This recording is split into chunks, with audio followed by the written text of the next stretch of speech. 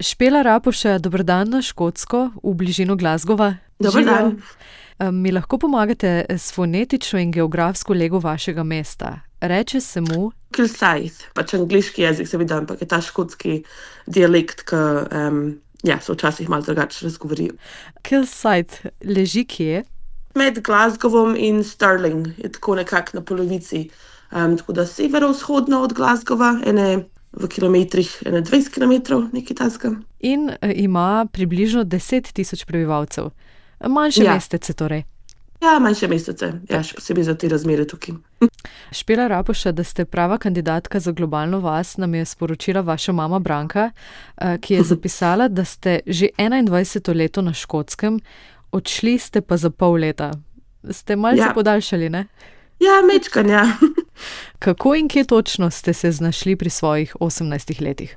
V bistvu, kaj se je zgodilo v 2004, ko smo se priključili Evropski uniji, so se potem vrata odprla za delo v tujini oziroma lažje delo v tujini. Tako da je bilo zelo enostavno v bistvu se vpisati na te programe, ki so bili v glavnem naštimani okrog dela ali v barih ali pa v hotelih, zato da je bilo pol s tem tudi prenočišče v bistvu. In jaz sem pač hotela samo za 6 mesecev iti malo v tujino, da še malo pogruntam, kaj bi sama sabo počela glede študija, in sem pristala na Scilly Isles, na takem mehnem otočku, ki se imenuje Sark, ki nima niti ceste, nič. Je zelo lepo, ampak mogoče ne glih najboljša lokacija za 18-letno punco. Ampak pa se je tako zgodilo, da ta hotel, kjer sem delala, se je zapiral za zimo, tako da so mi takoj najdeli neko drugo delo v malem obmorskem obalnem mestu, ki se imenuje Ayr, ki je jugozahodno iz Glasgowa, kakšno uro vožnje. Tako da sem šla pol tja gor, čisto na drugi konec države. In sem bila tam 9 mesecev. Pač takrat sem se spoznala, sem delala v hotelu, pa živela v hotelu in sem spoznala pač nekega fanta. In pol, kako se reče, vse ostalo je the rest is history. Torej pri 18 ste se odločili ne študij, ne delo v Sloveniji, ampak delo v tujini. To zato, ker mi ni ratal na študij v Sloveniji. Pač jaz sem imela samo en gol, ki je bil ALU, pač Akademija za likovno umetnost v Ljubljani, grafično oblikovanje, vizualne komunikacije, ki je pa zelo, vsaj takratno je bilo zelo težko odprijeti. In nisem imela plana B, sploh, nič drugega me ni kaj dosti zanimalo. Ne spomnim se toliko časa že nazaj, da se sploh ne spomnim celega procesa misli o tem, ampak tako da včasih me še vedno v bistvu preseneča, kako mi je to sploh vse ratalo skupaj spraviti, ampak nekako, kar je.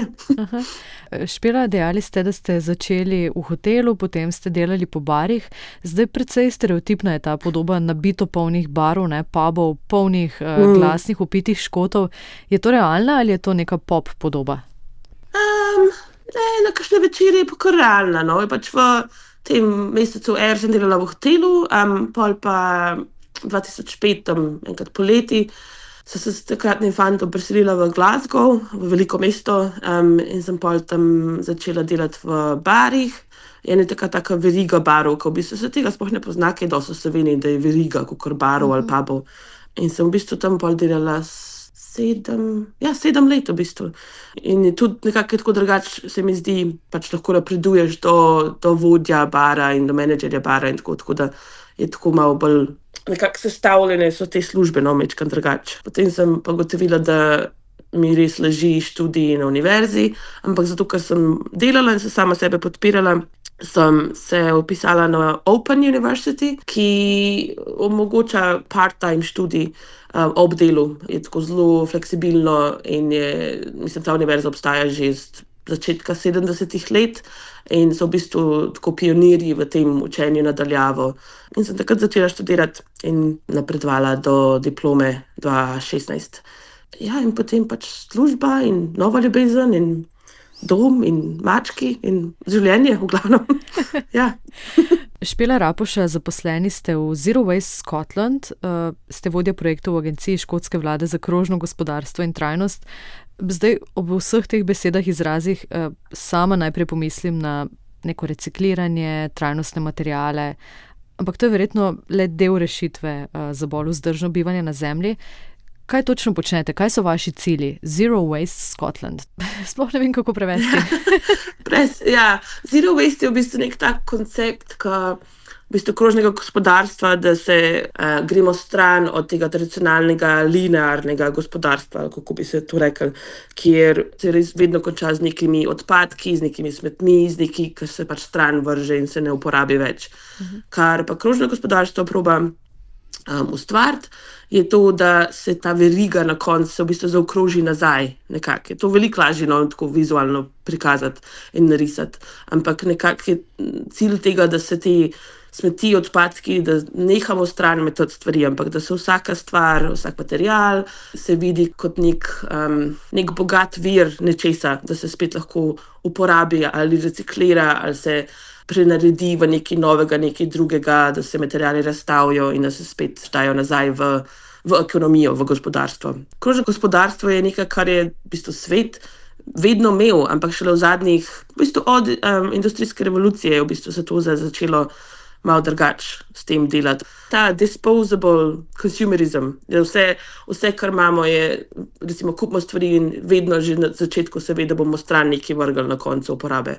Te stvari v bistvu se največ tak gol, tak fokusno na to je, da se lahko pa na koncu tega, da se nekaj lahko razstavi, da se nekaj lahko spet te vere ven dobi, namesto da se kar vse stran meče in v zemljo koplje in tudi kur, recimo.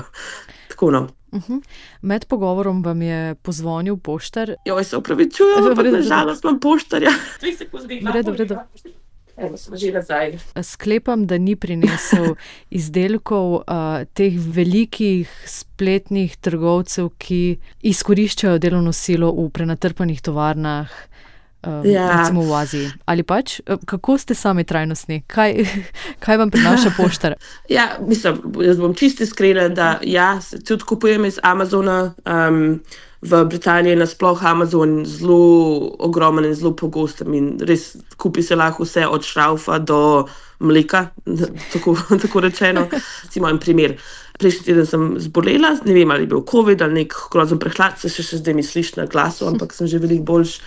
In ker je bil vikend, pa še imeli smo nek britanski bank holiday, tako da so bile in lekarne in vse živo je bilo zaprt. In jaz sem pač mi zmanjkal teh zdravil za prehlade in to.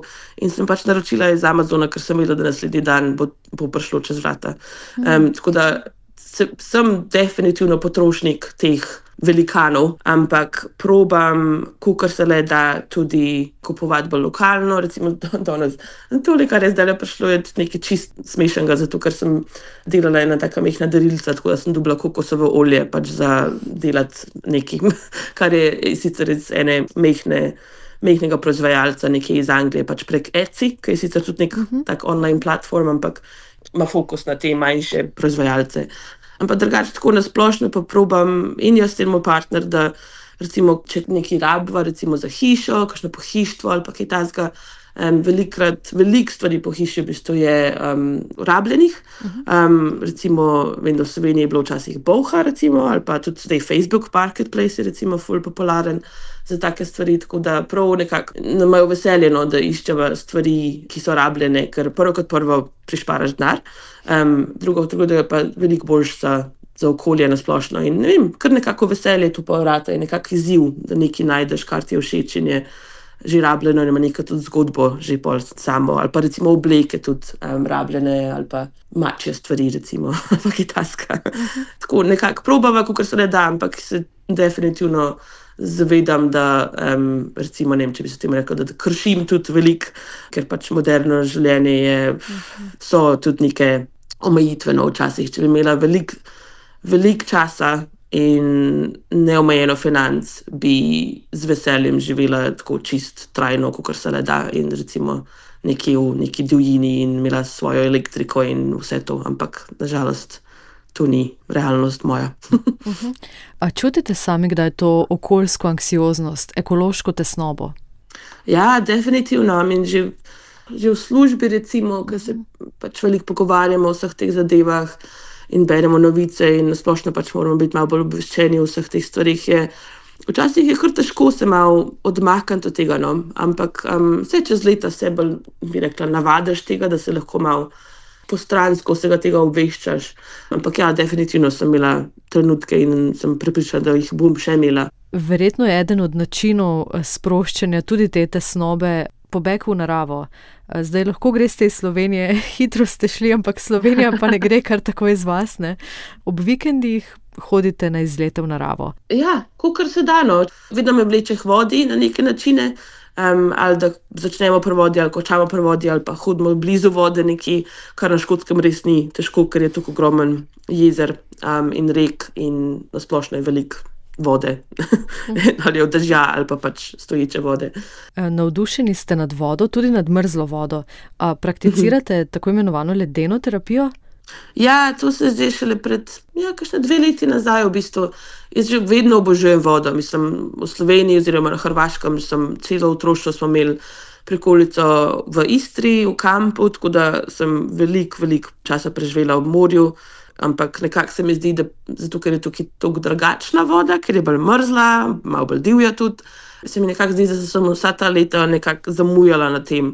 In potem sem 2 leti nazaj sva s prijateljico šle na tak dogodek, ki je bil na plaži, da pač je malo gibanja, kakor joga, pa tako. In potem je vodeno plavanje, no, ni lih plavanje, ampak bolj tako, da se pač ne potunkaš, ampak da se pač potopiš tako do vratu, recimo. In nam je bilo zelo všeč, še posebej meni mi je bilo zelo všeč, tako da sem pol nekako iz tega se naučila, kako bi se zmrzlo ali hladno vodo sploh pravilno dihati in v tem uživati in vse te baš dobre stvari iz tega ven dobiti. In zdaj že zadnje celo leto učim jogo in ledeno terapijo. Tako da, ja, se je vse kar spremenilo v teh zadnjih 2 letih. Kako ledena je ledena terapija? Ne znam si predstavljati, vem, kaj pomeni 22 in vem, kaj je 27 stopinj, 27 je zame ravno prav. Ja, ne, teh stopinj tukaj ni. Konec poletja se zna zgoditi, da je recimo v kakšnem jezeru tudi tam 15-16 kitajska, kar je že zelo toplo za Škotsko. Ampak najhladnejši, kar pa da vem, no, da smo bili v enem jezeru za Silvestra, pa je bilo 3 stopinje v vodi. Tako da, ja, je kar razsek, ampak je ful zabavno. Terja posebne priprave, posebno dihanje in pa odmerjanje minutke, ne? Ja, mi s to organizacijo, s katero jaz sodelujem, je zelo, v bistvu je ves point teh dogodkov, da pridejo ljudje skupaj, no? Da je v bistvu pač neko gibanje in tako na plaži, ali ob jezeru ali ob morju, potem pač imamo vsi skupaj to pač biti v vodi in v glavnem, še posebej po zimi, imamo vedno timer naštiman za 3 minute. Pač ljudje so lahko dol noter, če hočejo, še posebej tisti, ki veliko to prakticirajo, ampak 3 minute je tako, vse te dobre zadeve dobiš v teh 3 minutah. In potem imamo pa vedno en čvek, pa kakšen prigrizek, pa toplo pijačo, toplo čaj, pa tako ob ognju. 3 minute, mehko kuhano jajce že mogoče lahko pripravite. Ja. Ampak kaj je to, Špela Rapuša, kaj dobrega dobite iz teh 3 minut oziroma iz celega druženja? Največ taka razlika, ki se čuti, je, da se v bistvu živčni sistem pomiri. Ves cilj tega je, da gremo stran iz ne dobrega dela živčnega sistema, kjer smo skozi v tem pogonu in fight or flight, v ta lepši del živčnega sistema, ki je parasimpatetični, ne vem, če se to reče tako v slovenščini, ki je rest and digest. Torej namesto boj, beg, umiriti se in sprocesirati? Ja, v bistvu je pač, da se pomiri živčni sistem, je nekako najbolj simpel tako opisati to, no, ampak tudi v znanosti recimo veliko se to o tem govori in raziskuje pač te vse vplive na telo s to terapijo pač ledene vode, tako da super zabavni hormoni se sprostijo, te endorfini pa dopamin pa vse te in se res počutiš tako na vrhu sveta potem, no, je res tako zelo fino je, pa še posebej, ker si odzunil v naravi, ne glede na to, ali dežuje, veter, sneg, karkoli. Kaj sicer ob koncu tedna počnete Škoti? Čisto različno od generacij tudi. Recimo že sama opažam, ko sem bili v 20 letih, pač jaz s prijatelji smo veliko radi žurali, šli na, ne vem, koncerte, v klube, pa ko se pač greš v drugo desetletje, pa še v pol naslednje, se to vse pol malo spremeni. Tukaj je zelo taka kakor tradicija ali pač način, da ko se služba konča v petek, ali da se gre v petek zvečer ven, ali pa v soboto, no, je še večji večer po mestih, kakor pa petek v glavnem. Drugač, jaz pa zdaj res kaj dosti ne žuram več, Še posebej zato, ker učim zdaj jogo v soboto in v nedeljo zjutraj, kar mi je v veliko veselje. Drugače pa ja, se družiti s prijatelji, večina prijateljev imajo zdaj pač mlajše otroke tudi, tako da se tudi to vse spremenilo. Pa ali gremo kam v naravo, ali smo kje na kakšni plaži, v vodi, ali pa tako, pa na glasbene kakšne dogodke, koncerte, ali pa v gledališče, tako vse živo, je pestro, no, vedno se nekaj dogaja, zato ker so to velika mesta, še posebej Glasgow, taka svetovna mesta in pridejo vse živi in glasbeniki in predstave in karkoli drugega, tako da nam ni dolg čas. Špela Rapoša, za konec vas prosim, če ste da nas pozdravite v škotščini,